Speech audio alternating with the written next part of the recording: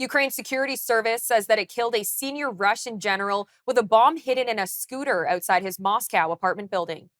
The assassination of Lieutenant Governor Igor Kirillov came a day after Ukraine's security service leveled criminal charges against him. General Kirillov was the head of the Russian military's nuclear, biological, and chemical protection forces and was accused of directing the use of banned chemical weapons. The National Post's Adam Zivo joined us for more on the targeted assassination. So Ukraine killed Lieutenant General Igor Kirillov, who was the head of Russia's military's chemical, biological, and radiological weapons program. He is the most senior Russian figure to have been assassinated in Russia since the full-scale invasion in 2022, and he was killed through a bomb that was concealed inside a scooter.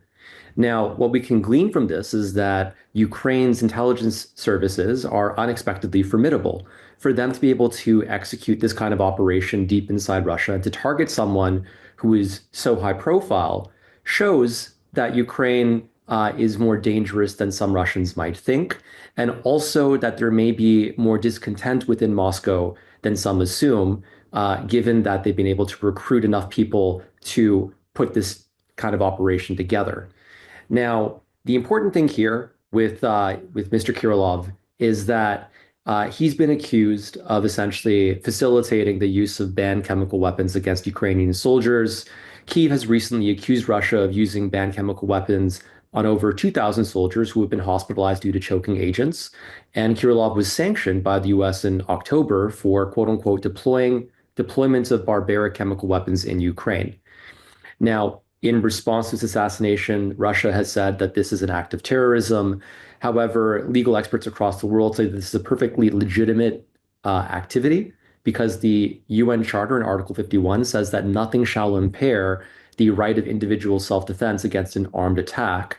And carrying out a lethal attack against a top-level general of your adversary's military is obviously something that falls within legitimate self-defense. He's obviously a legitimate target here.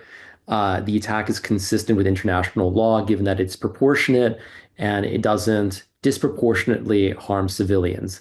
It's not as if this attack occurred in a busy marketplace. It occurred beside a building without that many people around it. Now, this is not the only assassination that Ukraine has carried out. In 2022, they used a car bomb to kill Darina Dugina, who is the daughter of Alexander Dugin. He is a prominent Russian nationalist propagandist and one of the main ideologues that supports Putin. And in 2023, I believe, they used a cafe bomb to kill blogger Vladlen Tatarsky. He was one of the leading figures in Russia's propaganda campaign against Ukraine.